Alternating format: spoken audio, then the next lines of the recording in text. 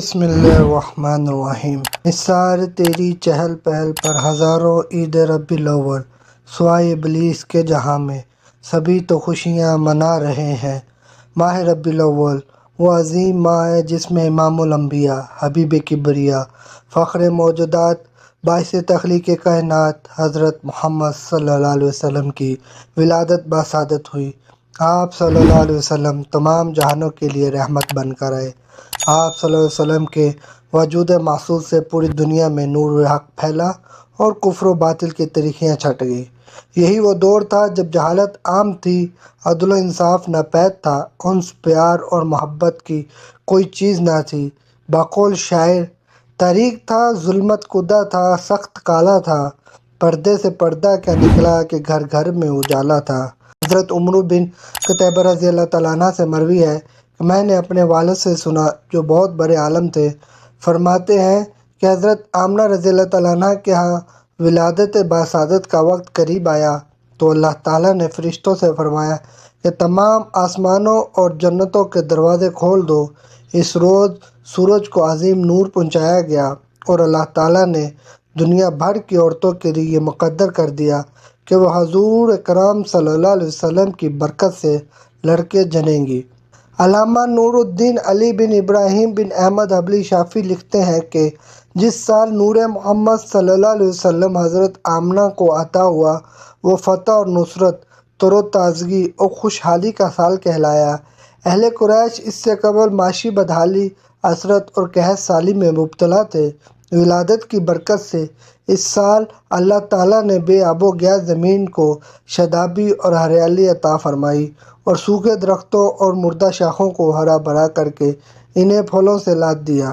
اہل قریش اس طرح ہر طرف سے کثیر الخیر آنے سے خوشحال ہو گئے۔ اللہ تعالیٰ کے فضل اور اس کی نعمتوں کا شکر بجا لانے کا ایک مقبول عام طریقہ خوشی اور مسرت کا اعلانیہ ظاہر ہے۔ میلاد مصطفیٰ صلی اللہ علیہ وسلم سے بڑی نعمت اور کیا ہو سکتی ہے؟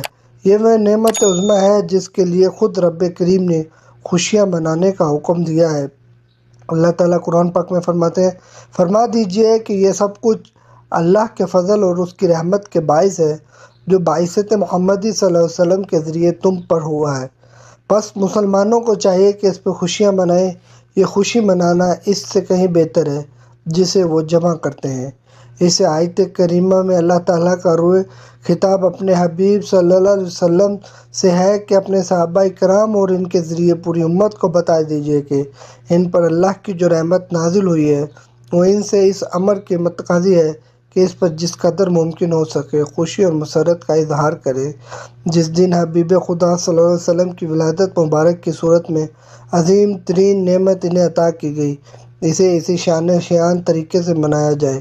اس آیات میں حصول نعمت کی یہ خوشی امت کی اجتماعی خوشی ہے جسے اجتماعی طور پر جشن کی صورت میں ہی منایا جا سکتا ہے۔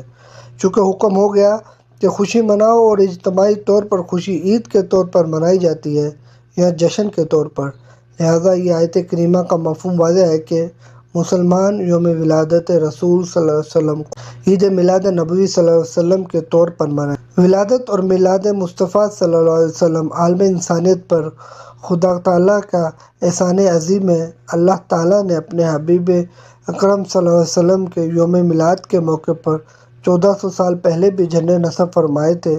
حضرت آمنہ رضی اللہ تعالیٰ فرماتی ہیں، میں نے دیکھا کہ 3 جھنڈے نصب کیے گئے، ایک مشرق میں، دوسرا مغرب میں اور تیسرا کعبے کی چھت پر، اور حضور صلی اللہ علیہ وسلم کی ولادت ہو گئی۔ حضرت ابو قتادہ رضی اللہ تعالیٰ عنہ بیان کرتے ہیں کہ رسول اللہ صلی اللہ علیہ وسلم سے پیر کے روز کے بارے میں دریافت کیا گیا تو آپ صلی اللہ علیہ وسلم نے فرمایا، اس دن میں پیدا ہوا اور اسی روز مجھ پر وحی نازل ہوئی۔ یوم اثنین یعنی پیر کا دن نہ صرف ولادت و میلادت مصطفیٰ صلی اللہ علیہ وسلم کے ساتھ مناسبت رکھتا ہے بلکہ سیرت و حیات نبوی صلی اللہ علیہ وسلم کے ساتھ بھی خصوصی نسبت رکھتا ہے۔ آج کی اس ویڈیو میں سیرت مصطفیٰ صلی اللہ علیہ وسلم کے چند واقعات جن کا تعلق پیر کے دن سے ہے ملاحظہ فرمائیں۔ اعلان نبوت پیر کو ہوا، مکہ سے ہجرت پیر کو، مدینہ میں داخلہ پیر کو، حجر اسود نصب ہوا پیر کو، فتح مکہ ہوا پیر کو، سورۃ المائدہ کا نزول ہوا پیر کو، آپ صلی اللہ علیہ وسلم کا وصال بھی پیر کو ہوا۔ امید ہے کہ آپ کو ویڈیو اچھی لگی ہوگی۔ ویڈیو اچھی لگی ویڈیو کو لائک کریں، کمنٹ کریں، شیئر کریں۔ انشاءاللہ ملتے ہیں نیکسٹ ویڈیو میں، تب تک کے لیے